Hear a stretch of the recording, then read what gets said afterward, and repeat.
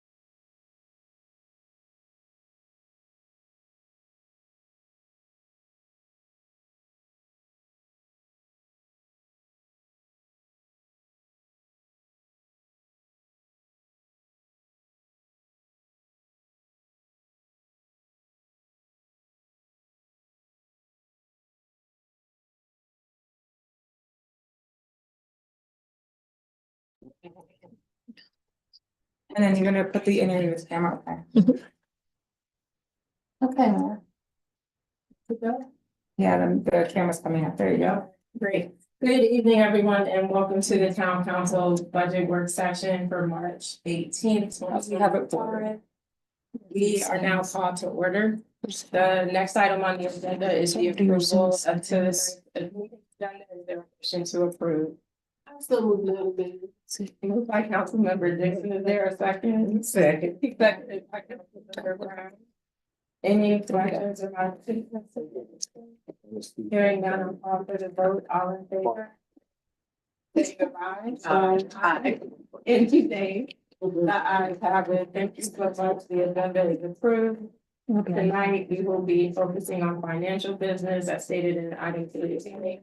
For the FY26 budget overview updates, and this is budget session number 4.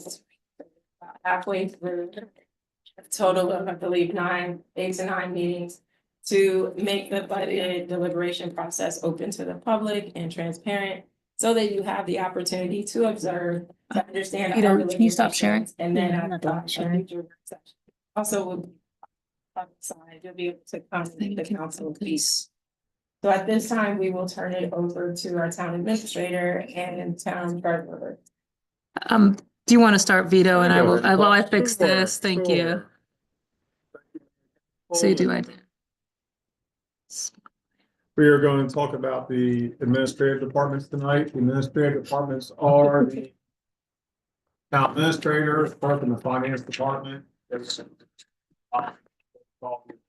departments here.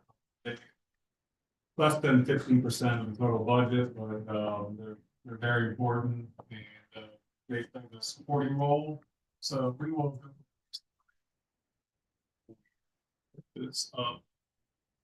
We are talking about the revenue, so correct? Yes, yeah, thank you, Mr. Tinelli. So, thank you for that introduction. It's really helpful. So what tonight is the, so this is the first of the departmental budgets. The last budget that you looked at specifically was the council budget. So tonight, we, as Mr. Tinelli says, we're going to be running through the town administrator, the town clerk, and the town treasurer's budgets. But as well, we have a short PowerPoint. You can start to share again. A short PowerPoint that we want to go through, which I think is, we wanted to kind of provide some context of where we are. So the PowerPoint's coming up in 2 seconds. So as an introduction to the PowerPoint, what we want to first talk about again is the issue of the structural deficit that we're facing. That's one of those things that we've been looking at since the, and in some ways, we're making some proposals of how to address that structural deficit. But these are all up to the council. None of them are set in stone. I think that's what these sessions are for. And we will actually have 4 to 5 more sessions with the council where you're going to go through the budget line by line and also look at recommendations line by line. And as even up to today, we've been refining and looking at different options to bring to the council. So that's what I'm looking forward to showing you in a second. So let me just go. Do you mind if I look at one of the paper PowerPoints so that I can start so I can start on the topics for tonight? Oh, thank you very much. So tonight we're gonna, the structural overview of the budget. And so what we're talking about on this first page is the is information on some of the reasons why we're here. Thank you. So the loss of ARPA funding, I know it from heart once I can start to see it. That we lost about $526,000 in FY23 and $668 in 24. And in 24 and 25, we've been making up the ARPA. So this is fiscal year 26 that we're looking at. And right, yeah, it's like I always think of it's hard to say sometimes. We're in fiscal year 25 now. And we only had a portion of ARPA in this year. But what we did this year is also that we did take some we did take some money from contingency to make that cushion work for in FY25. So the reason why FY25 worked was because we did know that we were going to go into some deficit spending in 25. The other issue is some shortfalls that we've experienced, and I like to say it because we have such great conscientious drivers that our speed camera revenues and some of those revenues have fallen off a bit, which is a good thing because people are driving safer, and that's a good thing that we need to kind of let's talk to you guys, kind of present to our things. But we've also had some increased expenses, and I think the context of the increased expenses is not just the fact that we've doubled costs for the sake of doubling costs. We've added a lot more officers, and from public safety standpoint, and Chief will actually be able to kind of articulate this a little bit more. But from the standpoint of public safety, we've expanded our police force substantially and added some new teams. So Chief, why don't you talk a little bit about how public safety has expanded since FY21 to FY26? So what we added to the police department was the creation of the traffic enforcement unit as well as the special assignment team. Because we realized the fact that to stay ahead of crime, you can't always use uniformed personnel to identify and arrest people committing crime in the town of Bladensburg. You have to go covertly sometime, and that would force us to go into a different direction of utilizing and standing up a plainclothes unit, street team, if you will. So that team was tasked with going into the community, setting up in areas where we have like theft autos, stolen autos, carjackings, TA business robberies. So we can put these individuals, utilize them in such a manner where they, what we call invisible deployment, meaning that they're in the area, but you won't see them until they're ready to take action. So our traffic enforcement unit came about. So Sergeant Harris oversees our automated speed camera program. And that is a very robust program that requires monitoring and approving citations, as well as court appearances. And whenever we have complaints in the community, Harris is very instrumental in going into the community, setting up metro counts. So we collect traffic data, so we can gauge whether or not that area is really a area where they're speeding, their violation being committed. We know that the public's perception is if they see a car driving fast, they say cars are always speeding. But when we go out and collect the data, we can generate legible reports that gives us what we need to be able to report out whether or not that's a problem or not. And then we can deploy resources to those areas to help educate drivers to slow down and obey the posted speed limit. Thank So, you, Chief. Chief, And and just this- one other Yeah, like note, that. Chief, the other benefit of the SAT unit is previously during the holidays, there would be an effort to ramp up patrols because the days are shorter and you have more people shopping, coming in late, whether from work and then shopping with, bags of gifts for the holidays and things like that. And by not having to do a surge at the end of each year, but really have that dedicated team, it helps you to have officers in the community to help prevent those types of armed robberies and things of that nature. So every year we do especially in the summertime. Through the summer, we utilize the SAT team as well. Summer crime suppression efforts. So we know there are more people out and about during the summer. So these units will break up and deploy to different areas of town just to be an extra set of eyes out there for us. And then they can call in the uniform team when they need. Thank That you, was Chief. great points there, Mayor. And then just one other point, the town administrator reminded me, could you talk about the K-9 unit a little bit and how you built that out? So we also, in addition to the SAT team, the traffic team, we also increased our K-9 patrol. So we currently have a bloodhound that's trained through Prince George's County Police Department K-9 unit, as well as a patrol dog that are out there. That both of them have been very instrumental in locating missing persons. We use our bloodhound. They're very trained and highly sensitive tracking dogs. So we did use those as well to go out and do article search for tracking purposes. So they have enhanced our efforts to combat crime in the community as well. Because ultimately our goal is to always remember that we want to reduce crime in the town of Bladensburg, and the uniform teams that drive the direct patrol cars sometimes just can't do it alone. So we need certain all facets of resources to deploy out into the community to make sure that we stay safe. I appreciate that, Chief, and particularly with the benefit of the bloodhound and how it's able to take an article of clothes and help track down the person who it belongs to, especially because we live in an area where we have a lot of folks who are aging in place. And some of them do have memory issues. And I'm thinking of one family, I won't say the name, but there was an incident where the wife did leave the home and the husband didn't know where she was. In a situation like that, because the person is suffering from maybe early onset of Alzheimer's or dementia, this is the resource that we have that can track down that resident, make sure we get to them before something negative happens to them. We don't have to call Prince George's County or a neighboring jurisdiction. We're able to get that person found safely and returned back to their home. Similarly, there was a young man who lived in our community who was highly functioning but autistic. And our officers developed a very positive relationship with this young man. So he would get frustrated, he lived in Ward 2, he'd get frustrated with the home situation and just take off.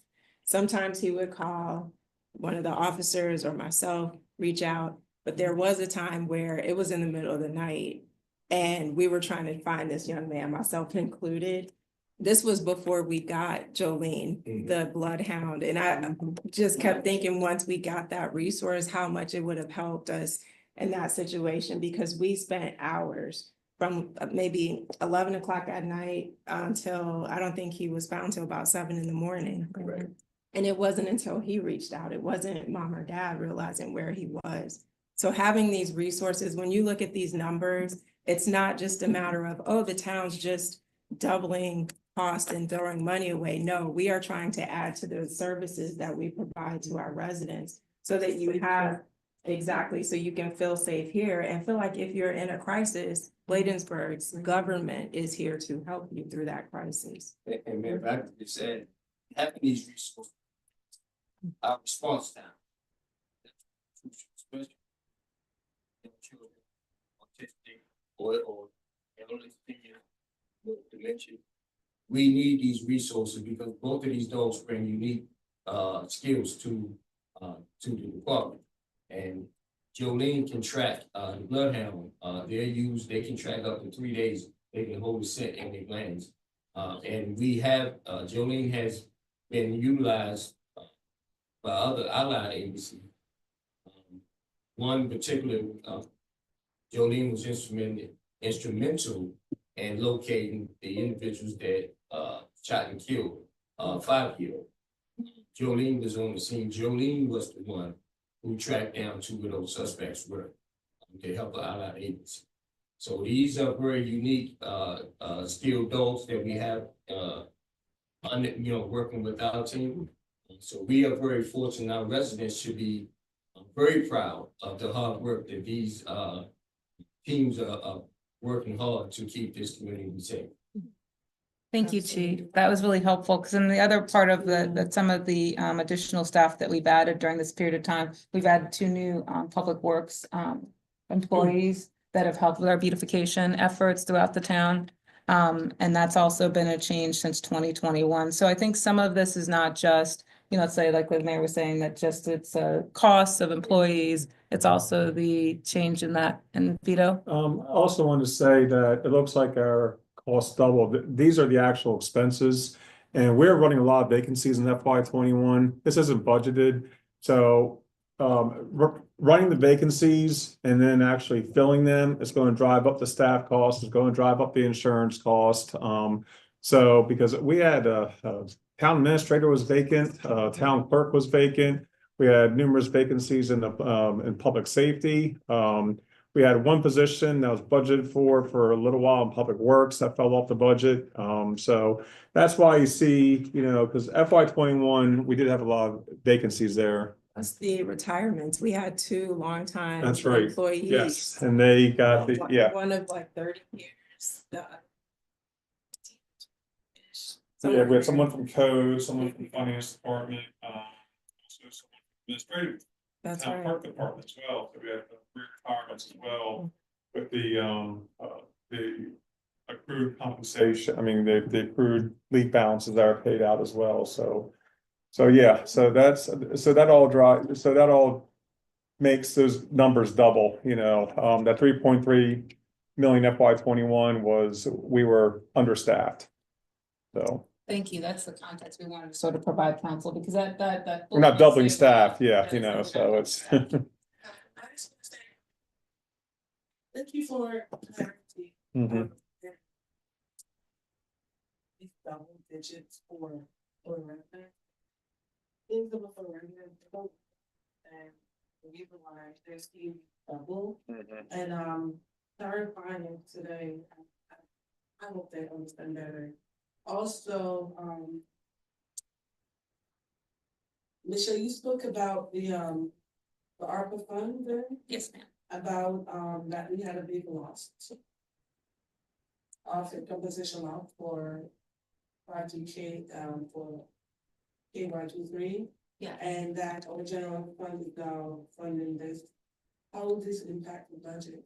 So some of those COT funding were one time. So a lot of ARPA funding was a one-time expense. However, in 23, we used it for to enhance that, to do salary increases and to actually change some of the the pay scales for certain positions. So that is why there is some gap.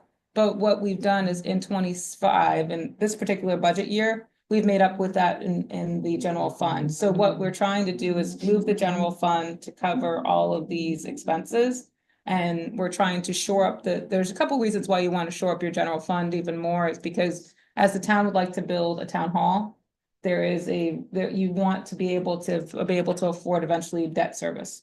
So what we're trying to do is not use any more special funds, not rely on speed camera revenues for a lot of the police funding, only use that for capital costs or for items that are special costs, and to try to do that. So in this budget, it's a very lean, it's a very conservative budget. I was writing your budget message yesterday. And the theory of this is that we want to make sure that we're poising ourselves for 27, because we know that times are going to be difficult. We know that times are going to be difficult for our residents. We don't want to ask for things that would cause the residents pain. And at the same time, we also want to set ourselves up in 27 that we don't have to come back and say, we need more money for this, we need more money for that.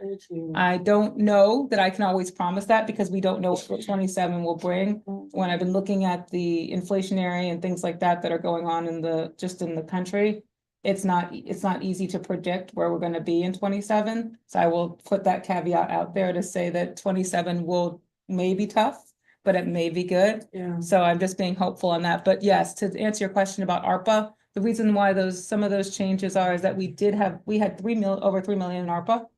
A lot of that went to rental assistance and business assistance.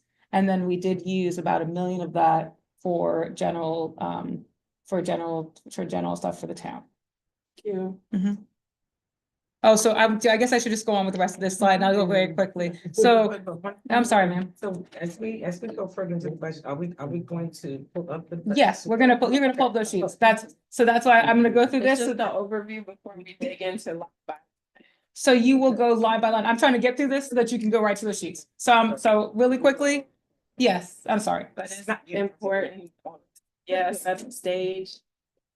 So just really quickly, again, we talked about fuel costs the last time. Those have been up. We also talked about workers' comp. We talked about some staff additions, which is just what we did now. And then we've added some consultant costs because back in 21, we only had our town attorney. And we're doing a lot more stuff now. So those are the things on this sheet. The next sheet is thanks, Vito. The next sheet is going to be, we're talking about really quick, is current revenue and cost savings. So here we are. This one talks about our real estate and commercial value. Currently, our residential and commercial assessments are at about 418 million, which I believe it's now close to about 420. 423, I believe. 423. Mhm. That's we keep on getting updated estimates as I keep on mentioning. At the current tax rate, at 74 cents for commercial and residential, that's single family residential. That would be about $3.1 million in taxes. There are a slight increase because of the appreciation of housing stock, about 4%. So that's about 120,000. For apartments, that totals about 206 million. And then we're looking at about 1.65 million in estimated revenue. We again see a slight increase in highway user funds if that stays on the books, but we are projecting reduced revenues in automated traffic enforcement. That includes speed and red light cameras. So what we wanted to just kind of say, we looked at a couple of things, and these are all what ifs. So what if the average homeowner's cost would increase from 74 cents to 76 cents? Because everybody asked what those people might ask what those would be.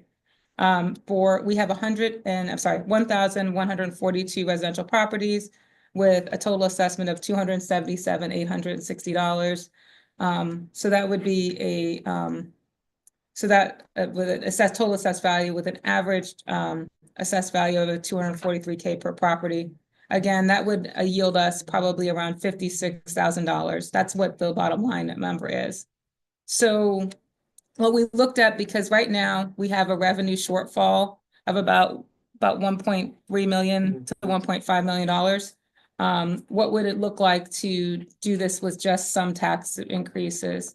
Moving the apartment rate up from 80 cents to 85 cents, you'd get $150,000, excuse me. Raising commercial and industrial rates only to from 76 to 80 cents would be $116,000. Increasing our railroad and utilities tax, which we did the last time, would get you an additional $60,000. Increasing the business personal property tax to $250 from $209 would be $156,000. Residential taxes would be 56, and business license fees, we are estimating would be about $30,000 to $40,000, but it says $30,000 here. We've been looking at some revised estimates, which will bring you at the next one, that would allow us to probably increase that. What we also want to do, and not just saying, oh my gosh, just, yes, sure.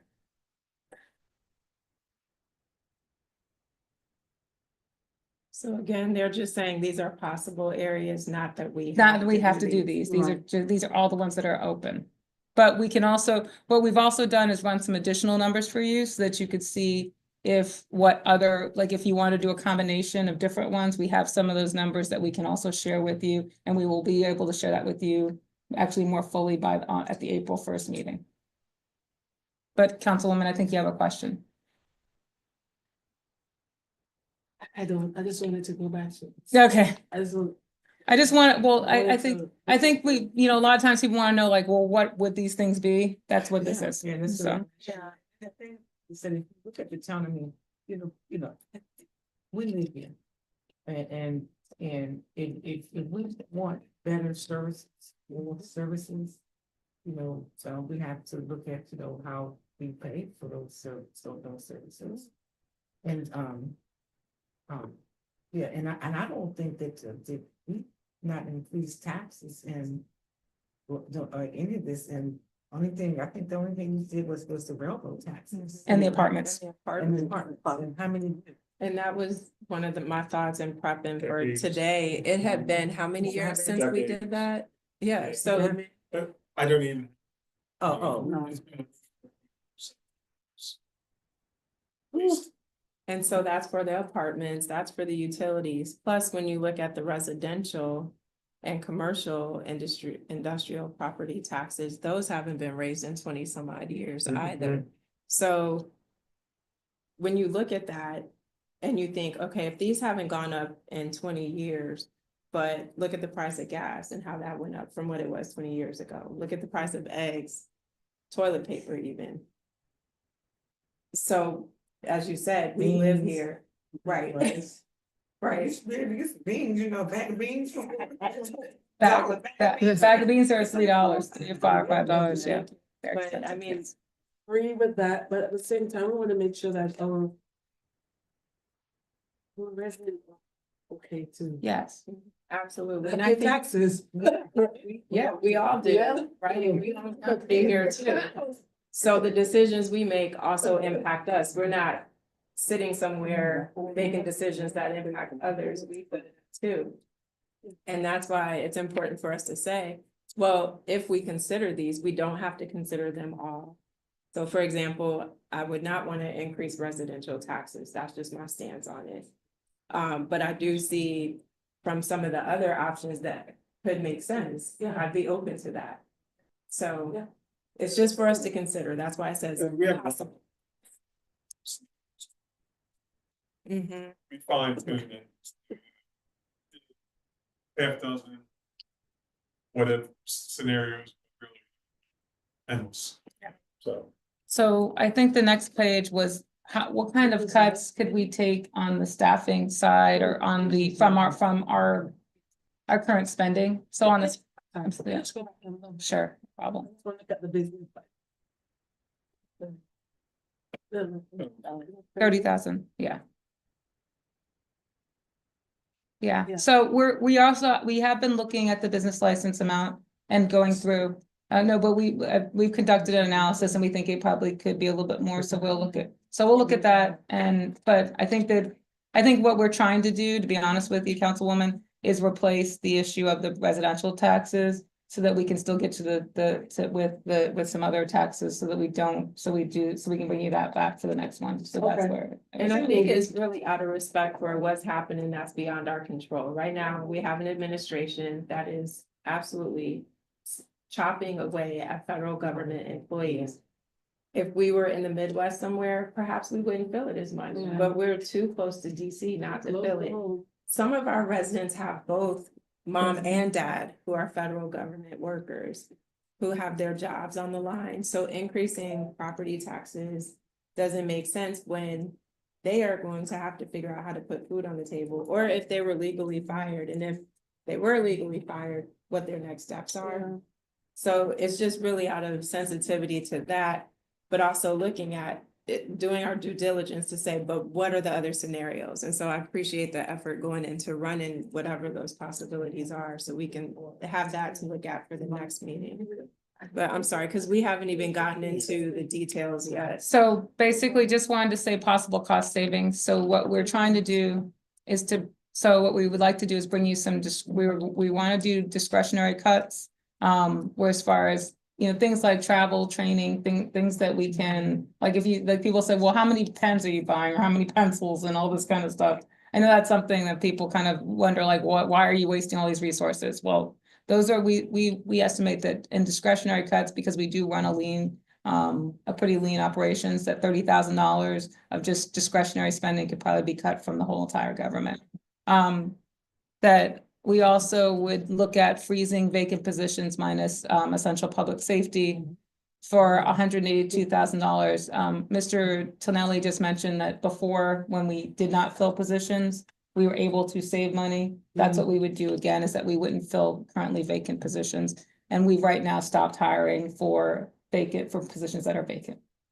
So that process is starting now. So we can't just like add somebody before the end of the year. But also, I think that, I mean, I get public safety, but it can't just be, it's open, it's public safety, we need it. I think a thoughtful conversation between you and chief, looking at the budget, is gonna be necessary, because we're gonna need some help in terms of, if there is an opening, how long can that be there to give us a little bit of help financially with some savings, so that it's not an immediate thing, because it's not just the salary, it's all the benefits that we're paying, including retirement. And so, to Mr. Tonelli's point, we have been able to use those openings, those vacancies, to help give us some breathing room in the budget and hire strategically. So maybe it's a quarter that we leave it open, and then you guys talk, work it out. But at least it's helping us to get to a point where this gap is closing. I have to say, the only other thing respectfully with what the chief and I have talked about, and we are doing that, I think, is the fact that there are costs for overtime that could run just as much as hiring maybe for a month or two for some of the people. So we are mindful of it, and I think we've been working a lot on that, Mayor. So thank you for that observation. The other part was that increasing the contribution to healthcare and to other items, which we estimated about would save us about $50,000. We've had a flat healthcare Almost cut as long as the taxes. for as long as we have the taxes, and we haven't modified that. And so currently, we have a chart, I think, that we showed you last time, where we were paying close to 13% employees because that was the rate. Now it's down to about 9%. Raising it to the same 13% would actually garner us about $50,000 in recruitment to help to pay that, because we were paying over $1 million for healthcare. So the last one would be a change for scheduling for administrative staff. So administrative staff would take a pay cut from to go from a 40-hour work week to a 37.5-hour work week for the administrative departments, because we don't have anything else to cut. So that would include myself and my team, because we don't have a position to give up or give away. So that would be our cut for our percentage for our contribution. That's what we're suggesting at this point. So that total would be $312,000. So just go into that, because I get it and we appreciate it, but it's not fair to have one department doing that. Well, everyone else has a position. We don't. Got it. We don't have a position. Public Works is freezing a position. Police is freezing several positions. We're still short $250,000 even with us doing this. So there's not really a way to get to that without looking at some real serious changes. So I know last time we went through a recession with the county government, they offered up furloughs in place of letting people go. And so you just had to agree to whatever, say it's 100 hours. That's essentially the same. That's essentially. But I was thinking The sense for the employees, maybe it's less impactful on their bottom line, or is it, The same thing. you it's give gonna it- turn out? You're the gonna same? give up a furlough is taking 10 days out of your pay schedule, 37 and a half hours a week. But you have your leave though, that. But you could can't, use you cannot use your leave in lieu of your in furlough. lieu for- You have to furlough it. Furlough is money. Furlough is cash. So they're both the same. I know it sounds nicer to call it furlough. Furlough and taking a change it's the same money. So it's the 12 or 13 days, 37 and a half hours is 11 to 12 days, which is a furlough. You can call it a furlough, we could call it a 37 and a half hour work week, but same thing. So we could call it either one, but I just wanted to say, it's like, it's the same, Mhm. same net effect, same net effect, same cash. So sorry, I'm like, I know what you mean, I'm like, but so that's the, so again, possible cost savings, freeze, no COLA, no merit is on the next page.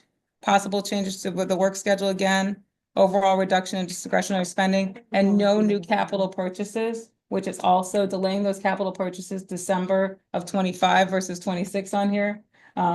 Would allow us the time to figure out where capital purchases will come from. So what can you expect next? The revenue options, additional more revenue options, which Vito and I will send to you and we'll give to you guys at the next meeting, but we probably will send some updates so that you can take a look at them. And then the review of the public works and public safety. So Vito, do you want to go to the to this what everybody's waiting for, the Excel sheets? Yeah, and just one note, council, I think also one of the things we'll future meeting is go back to the mayor and council budget Yeah. and really talk honestly about what can get cut from our budget as well, because as I was saying before, if it's on all of us to really show what we can do to help close this deficit. All right, Over to you, Mr. Tonelli. yeah. Okay, so. I don't know who sort this. Councilwoman Black, she did send an email and she would not be able to attend, it was asking to. Yes. Yeah, we mentioned, I think we mentioned that. I didn't mention. No, I it, didn't but, mention it.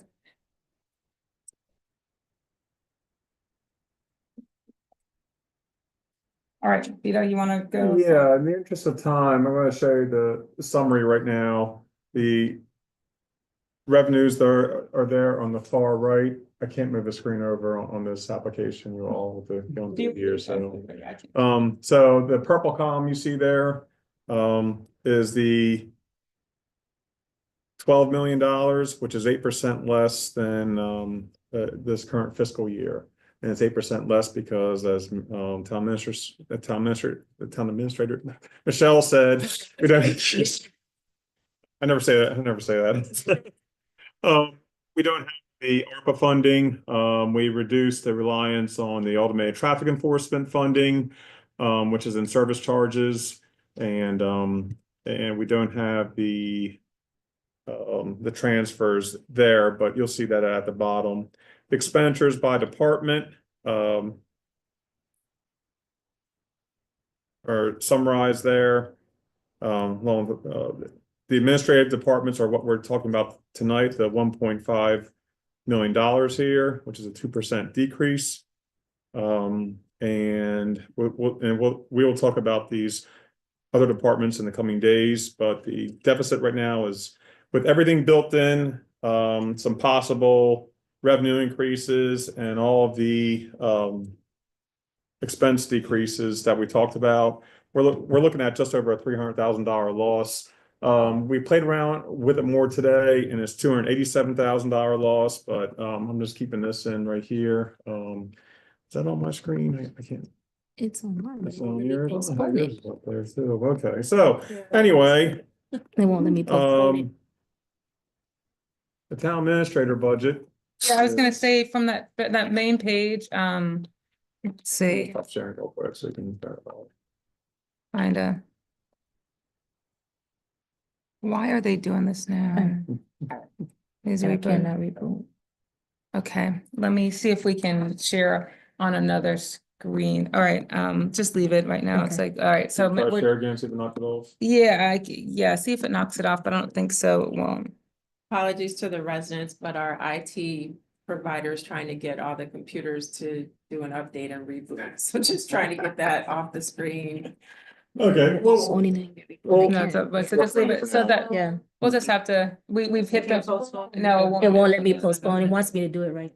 So, all right, so so maybe we can pull that down and pull it up. No, pull this down.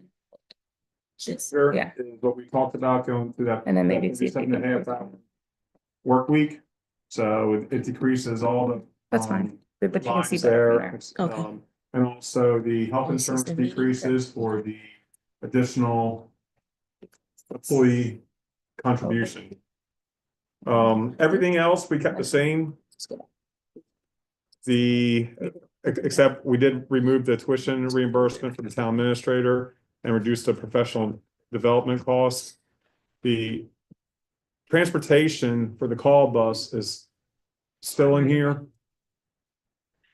It's for the town administrator. You all have it? It's page 3.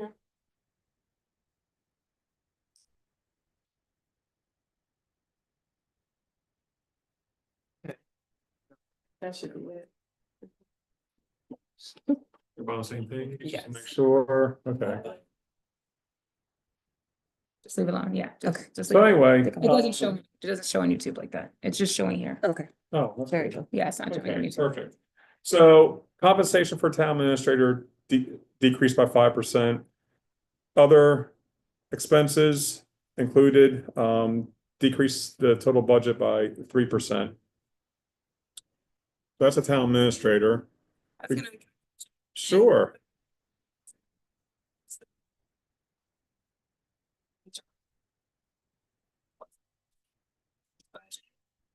So the.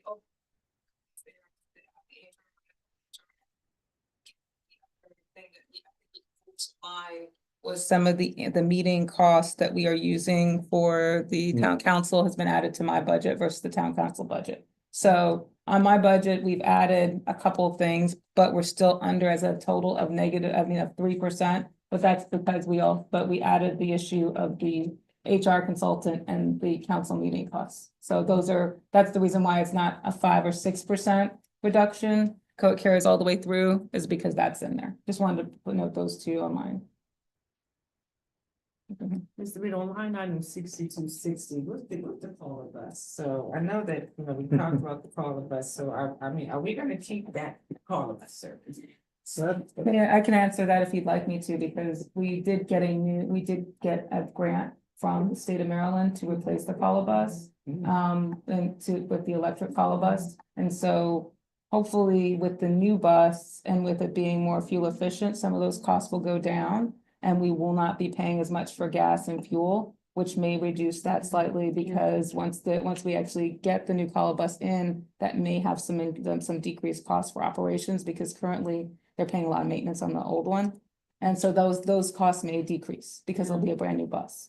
And we approved that, we did the resolution for Yes. that grant for the state. Was that February's meeting or? Yeah, so it January? looks like January. it was January, so it looks like we've been going back and forth with them. It looks like we may get the grant and it's 75% of the cost. So we would only have to pay 25% of the cost for that, plus we would end up having the cost savings. So if it's 75% of the cost, and we don't have to pay 25%, is that all the municipalities? It's only us in Colmar Manor, so the two of us would share it. So you may We pay recall, 90% of it. And we pay 90% of it. Cottage City got their own transportation and then Edmiston pulled out because they didn't feel their residents were using it. So, and truthfully, Bladensburg residents use the call bus more 95%, yeah. than Cottage City. And what we appreciate is Cottage City acts Colmar as the, Manor. I'm sorry, Colmar Manor acts as the administrator for managing the calls and reservations. We don't have to do that here. Yeah, so the $60,000 I think is a lot. To be honest with you, it's actually a bargain because if we actually had to be on the phones, I think we would have a lot more calls. And fine, this would be a lot. But 60,000 is actually like, I mean, It's pretty fair for we go through the bills every month and they use it. Fair amount of They use ridership it. on there. I'm sorry, Councilwoman, I just, because of the whole grant thing, I want to make sure you understood that. Any other questions on the town administrator budget? I don't see anything on for wireless communication for FY25 to 26. Those are all consolidated into one line item, and that's actually run through the police department's budget. So we changed our policy to just do the town phones. Yeah. So we don't get reimbursed for using our. Okay. And you go see that. Actually. All the departments. And Mr. Rita, so, I mean, but under, okay, so legal 40,000 and then the contractual services 125,000. We've always run under in our legal fees, except for this year, which we had some additional legal fees. We're anticipating that for specialized legal counsel, if you do go and do any more annexations of any other immediately adjoining properties to the town, that we would require some for that. But for general legal fees, we've actually always have been around 25K. I have a question. Why is the website and the advertisement is separated?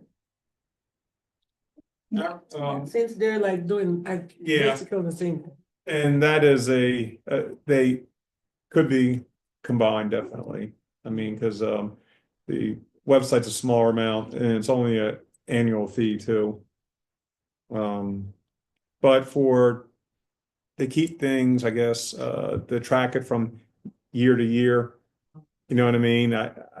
Yeah, no, I mean, that's a good question because I have some other small accounts too that I'm trying to collapse, but then, as you said, with the wireless communication, you're gonna see a zero there in the next year's and then an increase on the next line item.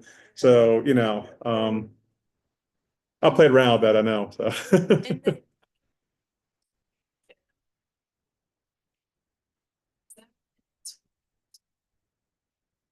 So I'm thinking, yes.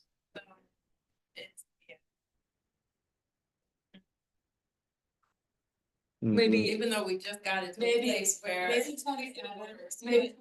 Yeah.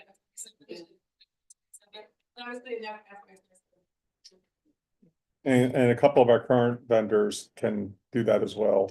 So hopefully maybe have some savings. No more questions. I'm gonna go to the town clerk budget. You'll see a change in a decrease in compensation again for the decreased hours that we're proposing of the 37.5-hour work week. The one increase there is a health insurance, and that is for enrollments, enrollment changes. But that is offset by increased employee contributions towards healthcare cost. So that was the largest increase, and we kept most of the rest the same. Going on down here, some minor changes. We decreased professional development from 3,000 to 2,000, and travel from 1,500 to 1,000. But all the other line items, just for the sake of doing the budget, base budget, we kept everything the same. So, Mr. Vito, Mm-hmm. the tuition reimbursement, are people utilizing it? We haven't yet, no. But we've talked before, we wanted to keep that in there in case the opportunity came up. If somebody wanted to pursue it, the funds are there. And actually, we have some new staff and they may utilize it.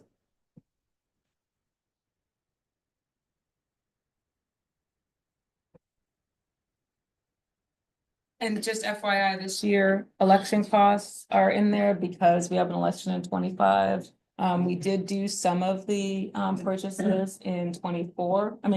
In 25 and 26, we will do the ballots. So those are in ballots and mailing in 26. his budget, but we have done some preemptive things in 25 so that we can make sure that we don't run over budget in 26. What is the historic promotion? Can you give me a little more? Yes, that is.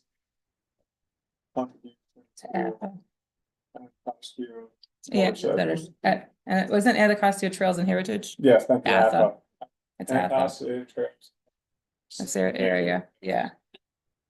So the town does benefit from that. We've actually worked with Anacostia, the AFA, which they're known by, for the Bladensburg Historical Monument. They also do our heritage funding for Maryland Historic Trust.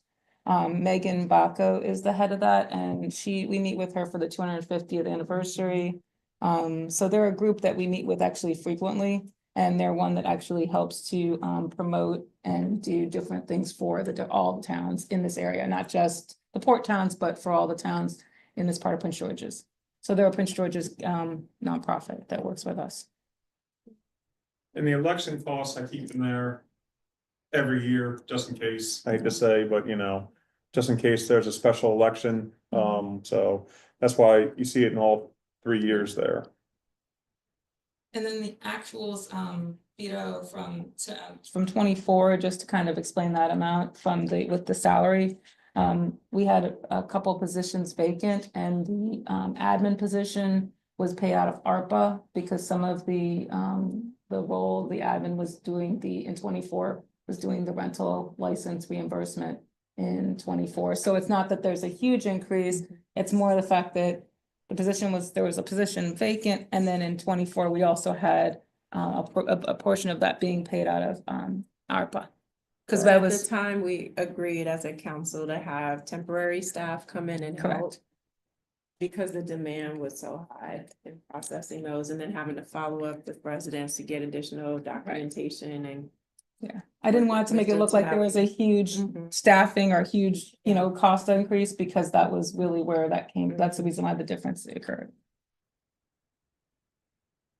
So the copier that we use, it is for lease? Yes. Is there a reason for that? I would- It's cheaper for us because we're not stuck with the maintenance. Pick up the phone and call, they come out and fix it versus us trying to find parts. And the service personnel here. And then typically it's easier to upgrade it too, because printers don't stay for businesses. They don't last that long, so. They at have a least high upgrade. volume. Yeah. Very. Our packets prove it. Oh. Try to write less, And I can tell you, but before we upgraded, the previous one was always crashing at the worst time. That meeting thing day. crashed on meeting days. Pat will testify to that. On the Monday, it would go down without fail. I basically think it's a good budget, it's just that we're in a bind right now because of what's going on. And everyone Situation, knew, Yeah. yep, everyone knew once that ARPA funding ran out, it was gonna bring us back to Yeah. reality because you didn't have that extra resource. So, And a small amount of that is also postage Yeah. machines, which you cannot buy. Which I found out, you lease them for USPS, some code or something, so they have control over the machines through their vendors. So it's your turn, Okay, finance. Finance, yeah. Finance. Finance, the same thing with compensation, it's a decrease, this one's a 6% decrease. Again, for the decreased hours. Tuition reimbursement, I took that off, or not, but I took the full amount off, but I kept the professional development line item the same.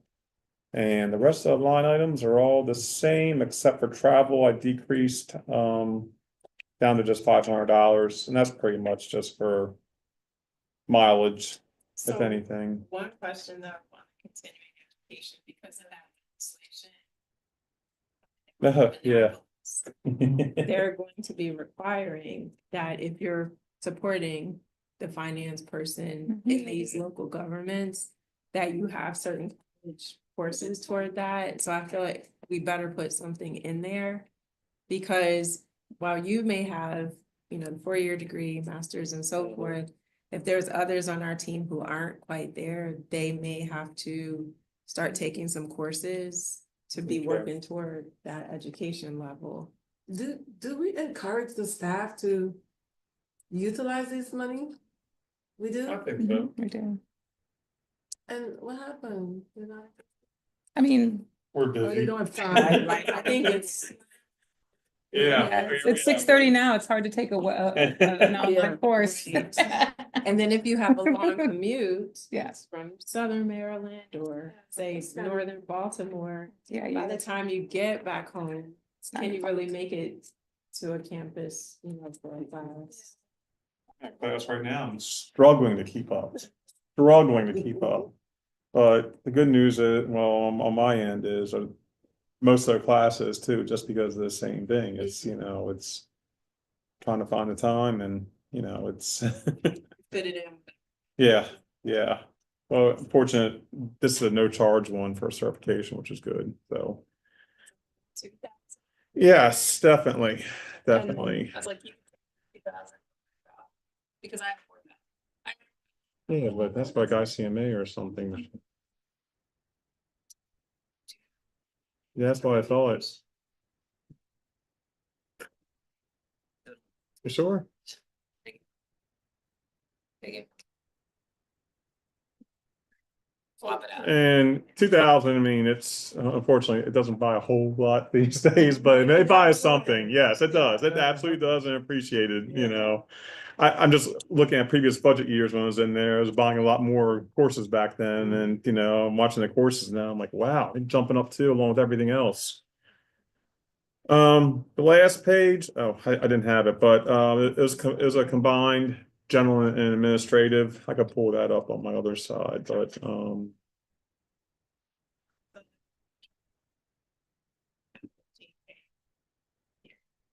for Yes. yes, yeah. It's a 3.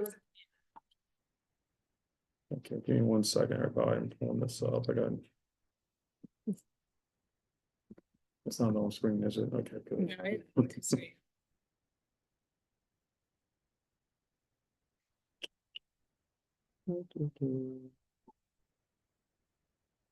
Dead air, somebody start talking. Yeah, so the combined screen, I think that if I'm just to highlight what the combined screen says before you even get to it, is an overall 3% reduction.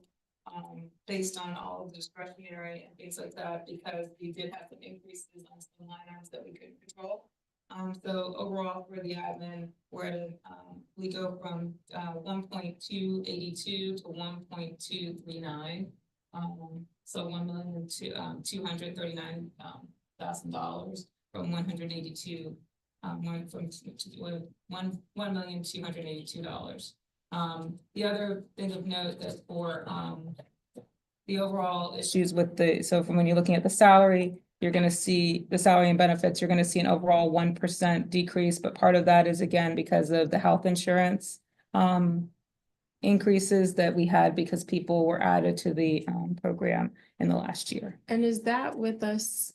I think we talked about this the last time, going to the silver plan versus including the Cadillac plan in there, but I guess because it's on the calendar year, we're on a fiscal year, it's not going to align perfectly. Exactly. Well, Either way, because right. we're gonna still be paying for the Cadillac plan. Well, some of the people, so I know that we talked, I mean, there was a proposal that we're gonna look at with employees, that if you're a single person, that you can join the single person, because single people don't currently pay for adding a single individual don't pay, and so we were gonna offer the silver with a single free option, because it has an HSA, the platinum, but I don't know that that would be fit. You have to opt for something different. Well, What no. everybody else. well, no, but if you opt for that one, it would be free. If you opt for the other one, you pay $50. Plus you get the HSA Yeah, account with it. The other employees not single, not paying the $50. Oh, they right? are. No, they're paying 200. Everybody else pays. Only people that don't pay are people are single users. But. Currently- Oh, okay, sorry. No, go ahead. Currently, people that are single users Mhm. don't make a contribution at all. So what we're trying to do is require that everyone makes a contribution because that is not necessarily fair to everyone else. But if we wanted to provide an option where single users would have a free option, they could opt for a free option with the lower one, but if they chose the more Cadillac one, they would pay what everybody else was gonna pay, which was the $50. Okay, so currently everybody is paying something with the catalog. Yeah, well, no, not single users, not single users. Single users are not paying they're not paying for the single users don't pay. Yeah, I'm saying, yeah, outside of single users, yes, outside of single users. But Mayor, I think in this budget, the reason why you're seeing the change is that before we had fewer people covered on the health plan in 25, and now we have more people covered on the health plan. So that's the big change to the budget. because we have about how many, like 10, 15 more people covered on the health plan? Yeah, And families have. families have grown. And I was gonna say, and are we still in the category where average age is used to determine our rates? Or Individual ages and individual coverages. Now, there is a chance that a care person will move us to a large employer plan. Mhm. And right now, we're skirting along at that 50 to 52 people, employees enrolled in the system. At some point, Care First may move us, and that could either be a good thing or it could go the other way. So, and a broker says, it's like, once you make that change, you can't go back. So I don't want to volunteer it right yet because I know what the costs are right now. And, maybe it goes down 10%, but 50-50 chance it's going to go up 10%. So I just like to keep it where we are right now until the plan renews December 1st. Is there any way she could give us an 3 months out, the best I can do. this? Yeah. I know, I asked them all the Yeah, time. it's like, can you at least give us? Yeah. Right. Plans are on December 1 renewal because when the Affordable Care Act came out, the rates change. The rates are going to change as of January 1 that year. So everybody switched their plan year to December 1, so they got 11 months of the old rates in before the so they get the further Affordable Care Act cost until their next year. So there's a lot of people in that December 1 renewal, just like us, are all waiting, what's going to be the impact in December.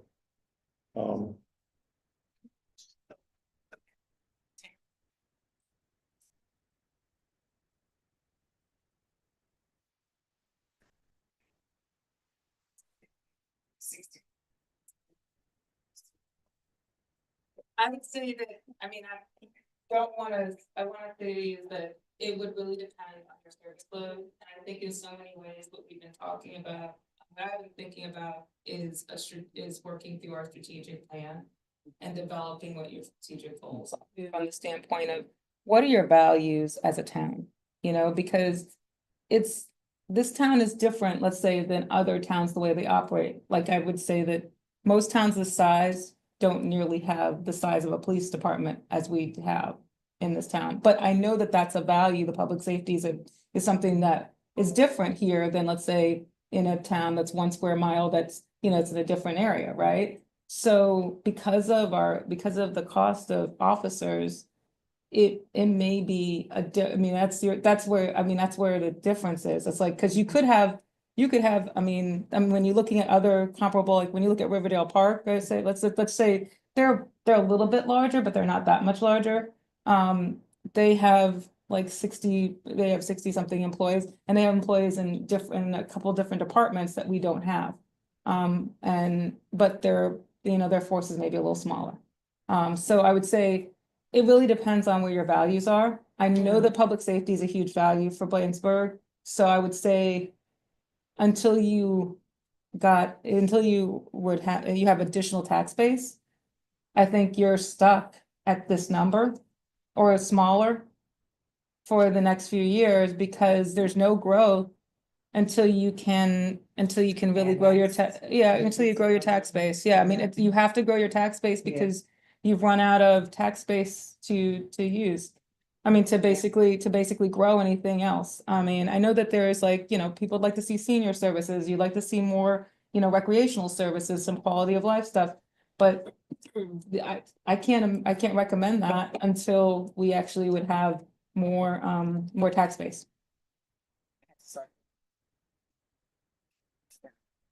Yeah, I mean, I think a lot of the stuff what I was gonna, and I actually suggested that we write some letters to Park and Planning about, being able to work with them on our programming and the programming that we've done with Boys and Girls Clubs. So that is something that we need to pursue. I think we've developed a really good relationship recently with Park and Planning, and I think we're doing much more stuff together. I also think the port towns have been helpful and CDC helps. So then I think that those things will help to augment some of our staffing a little bit more. And I think as we move together, I think the other part about it is that we might have to do different services. Like currently, we have we contract out trash. And we pay quite a bit a year for that. I think it's, what is it, $330? No, I'm not saying. Like I threw that out. No, But I threw it out before to say, what if we took that in? No, I don't want Instead to. of paying vendor. No, but I'm what like, if we looked at. I think that we have to look at. I don't think that we have the capacity as a single entity to do that, but if there were more entities that we did it, or we timed better with our trash contracts, we tried to do that. To time our trash contracts all on the same schedule. As we move forward, that might be a way to save some money because of the fact that we can try to gain some efficiencies. I don't know if we're gaining all of our efficiencies with that one, not saying that we have to take it over, but I don't know if we're. Take everything. No, I'm not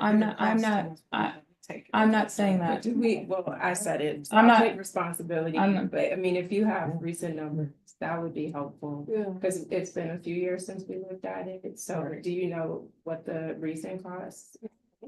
Okay, so it's just something that I'm not could be saying, considered, yeah. I was And actually in saying terms- contracting issues more than anything else, looking at Yeah. the contract as a large whole. The only reason I bring that up is it's gotten better, but there was a time there where in the county, there was a lot of problems with trash collection. So not putting the blame on one vendor, but just saying there were, issues all around. Waste management. Exactly. Waste management. Yeah. I'm So sorry. the thought that we share services all the time, we partner with other municipalities, so if we did, think about it down the road. I agree, I don't know that we could do it now, I haven't seen the recent numbers on it, but as we think about, what I'm thinking about is your vision, growth down the road. Yeah. As we expand, as we have more of a tax base, perhaps it may make sense down the road, and so I don't know that turning our back on it now is the best issue. Maybe it's something to think about as we expand services. Bring in trash in-house and trying to do that. We're not there. We Not have today. we have a 3-year, we have 3 to 4 years, we have a 3-year contract, we have 3 years left, plus the 1-year renewal beyond that, so we have plenty of time to mull this over. Or I guess you asked me, what do other towns that grow, what kind of services would they have? That would be possible, revenue paid for the revenue, those are the services, that's why I'm saying it, because that's all I'm saying, but that's not, but we have a long time. Because we do have a current contract that is in place. But if you ask me, sorry. Also,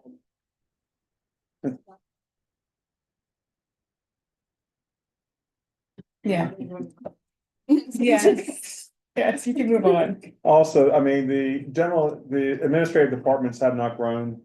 I mean, we've stayed flat the whole time, because I always say, a town is a service organization, and we've increased services by providing more police protection, as the chief said, and also expanding our public works crew. So we're expanding services. So that's where, that you have to look at, so it's, and then the administrative departments are the support for all that. And again, that staffing has not changed in years. And this is I apologize, the top here says FY26 draft budget and FY25 budget column in purple should say FY26, but I'm just gonna hide that real quick. But these are all three departments combined, and can see the difference there from the center column of this current budget year, the 849, and it's a 1% decrease in compensation. And why is it only 1% increase in compensation? Because if you go back up to health insurance, that line item 6040 there, there was enrollment changes. But the compensation is still below because we are doing the decreased hours. And the rest of all these line items here that we talked about with the three departments are all summed up here as well. And mostly you'll see no change to a decrease. And overall, it's a 3% decrease as combined to this fiscal year, and we are still only 10% of the total budget. The general administrative departments are only 10% of the total town budget combined. You put mayor and council in there, I mean, that's another like 2% maybe, 2-3%. So it's still like, it's a very lean operation, that's what I'm trying to get to. Because we put it all back into services. So.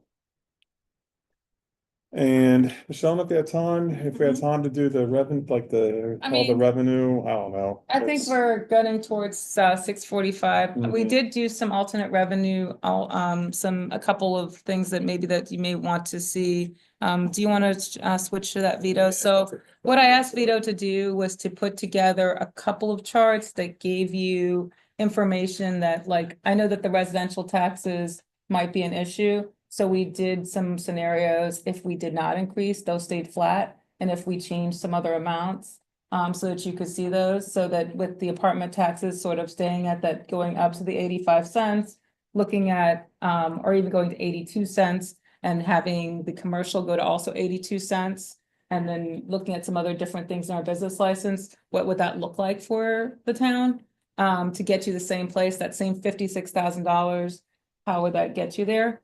So those are what he's going to show you as the scenarios. And I think that we can actually make up the difference for not changing residential taxes by increasing both apartments and the commercial and industrial properties only to 82 cents.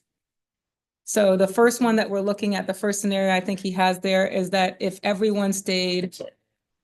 This is. Yeah, so this is the base, that everybody's at 74 cent, the residential single families at 74, commercials at 74, and apartments at 80 cents. And that gets us to $4.8 million a year. So the next scenario would be, and I don't think we have to do every iteration. That one is just 80-80. So if you only raise commercial, you would get to can you read that? Is that 4.85? Yeah, 4.85. And then the next one is thank you. I'm challenging my eyes. 74 cents. 74 cents residential, 80 cents commercial, and then 85 cents. So that would be raising the apartment rate, would garner you an additional 189,000, which would put us at 4.9, be at 5 million roughly. And then if you did the more aggressive, where you did 74 cents residential, 85 cents commercial, 85 cents apartment, that's $5 million of revenue. And that raises you to 262. So 74 cents. Right. That's when residential is always flat in all these scenarios. So, but because we proposed where you would look at maybe going to 76 cents for residential. But what I was saying, if you wanted to flatten residential and not change it, and it remained unchanged, you could still be at $5 million if you raise commercial and apartments only. Okay, that was my next question. So that's what, What would it look like without residential? so these are, So those first three scenarios are all without residential. So then this next scenario that we're looking at would be if you, okay. Yes. License. So licenses is not in here because we will bring, we will bring you, it's down the bottom. He's gonna show you that separately. We're still working through it and I wanna verify all the license stuff, but so the next one is if you raised residential to 76 cents and you raise commercial to 82 cents and you raise apartments to 85 cents, you go 5.39. So that would share, everybody would get 2 cents. Commercial would go up by 7 cents, 7 cents, 8 cents, right? We're both trying to figure out math, which is really bad, which we do know this stuff. 8 cents, and then apartments would be at 85.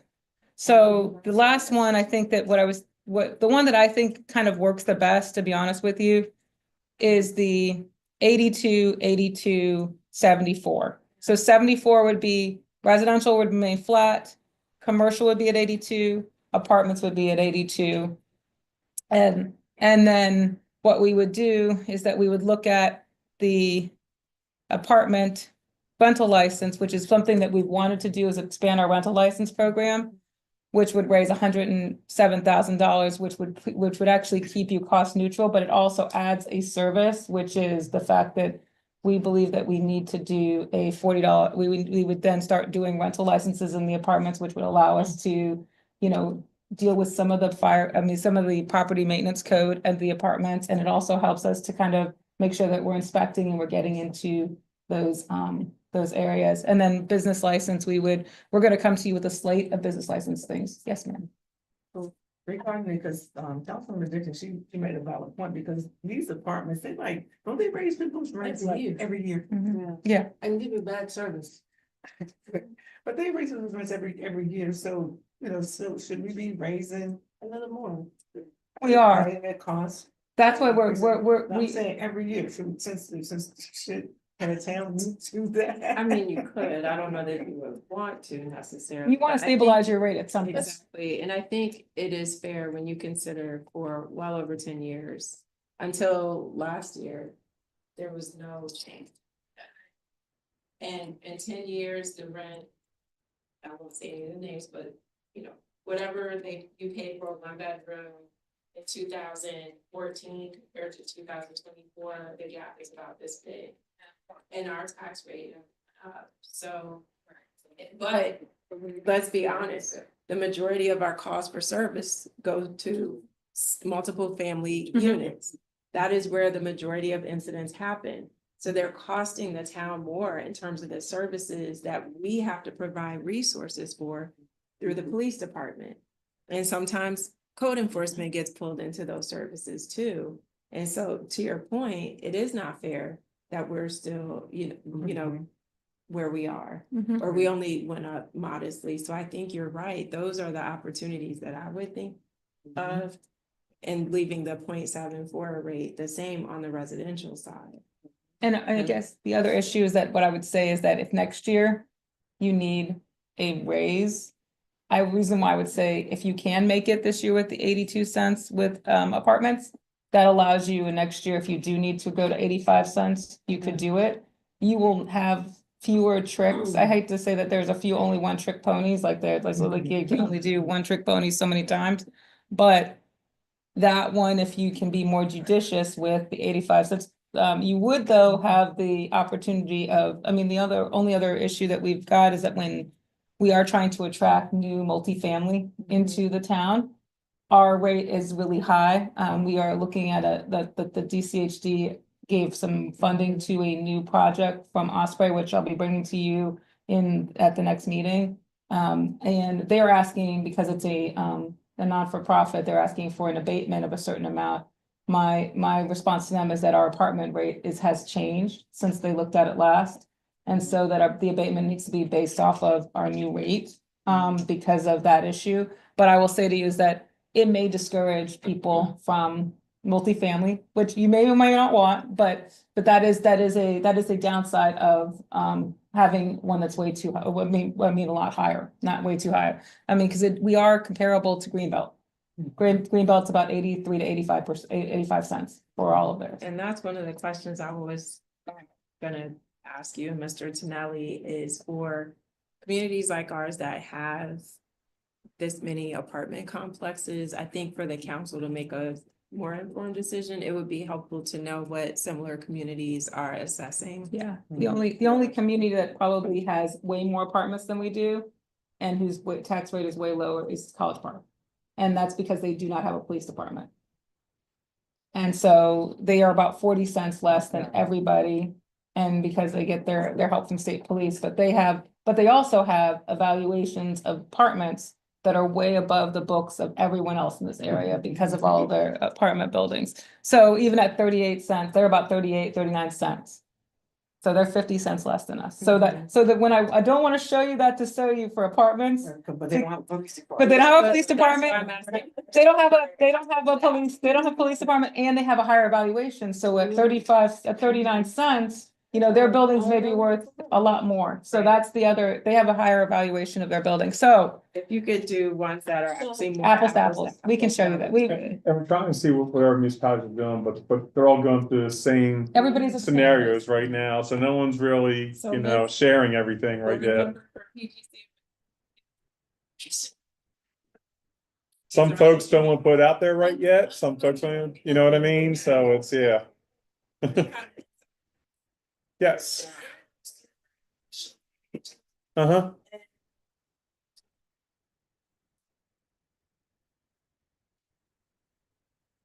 No, it's, Michelle, I mean, it's, It would be, it's somewhat with that to make up. Take out the $56,000 if you raise the 2 cents, because your residential assessment is, No, but let me finish. Okay, so the residential assessment is $280 million. Okay, the commercial assessment is 146. So $1 million. So when you're doing that on the assessable tax base, to make up the difference that 2 cents makes on the residential tax base, that's the reason why it needs to go. That's the reason why that one, because it's smaller. The apartments and the residential are actually they're closer. And so so you need less to make up those amounts. So that's the reason why we had it at 80 cents, because that was what our initial jump was going to be, because that's what our jump on the apartments was. But doing the 82 cents gives us more leverage. The 85 cents gives you a little bit more, but I just felt like you're going up 9 cents. The big jump. That's a big jump. Because also we have to be sensitive to the fact that some of the renters might be federal government workers. And so if that impacts people's ability to pay rent on time, it's ultimately affecting the income of the apartment complexes. And if their income is jeopardized, their ability to pay their tax bill is affected. And same thing maybe with commercial, people are they might be losing contracts the same ways. Well, during COVID, I will tell you during COVID, that industrial park was a busy Buzzing. place. Like, people were at home doing home improvement projects and the rest, and they didn't miss a beat. Attract more businesses. And we're doing that through annexation. and also, we also put out 1.5 million rental assistance to the properties as well through the ARPA funds. So we have been supporting them in other ways. So it's. So I hope that helps to provide the information, and what we'll do is we'll also publish some of the stuff in the next set so that You can see those different scenarios, and that'll be part of your actual packet. So you have those different scenarios, so you can take a look at them. I don't know, this was just more of a conversation from the standpoint that we're trying to do our best to try to bring you as many options as possible. And then also listening to you now, we've gotten more ideas that we can bring back. Any other questions before adjourn for tonight? No. Anything else, from the staff that we need? Appreciate it. Keep working on it. Numbers move slightly, I mean, just before we walked in here. Requested the updated assessment by code and assessments by tax code. Just received that, so it's gonna move these numbers slightly. But I also asked about, Mayor, is the tax exempt properties too. They're gonna get me a list next week of all the tax exempt properties. Separated out by utilities, churches, schools. So hopefully I'll have that by our next meeting for you. Thank you. Oh, yeah. Is there a motion to adjourn? Sure, I was thinking at the regular meeting. Oh, but I guess we could. Yeah. And then also for the public's awareness, Councilmember Blunt did have a conflict tonight and was not able to join us. So I would ask for a motion from the council to grant her an excused absence. Moved by Councilmember Brown. Is there a second? Seconded by Councilmember McBride. Any comments or questions before we call for the vote? Hearing none, all in favor, let it be known by the saying of aye. Aye. Any nays? The ayes have it. Thank you so much. And we're now at the point of adjournment. Again, thank you to the staff for putting in the time. As Councilmember Dixon was saying, we definitely appreciate it and for your patience with all of our questions. So we just want to make sure we understand everything. And We so, like questions. so with that, is there a motion to adjourn? So moved. Moved by Councilmember McBride. Is there a second?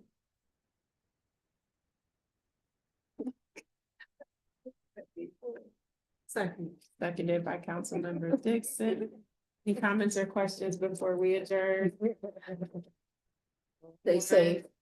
And twice. All right, all in favor, let it be known by the saying of aye. Any nays? The ayes have it. We're adjourned. Thank you, everyone.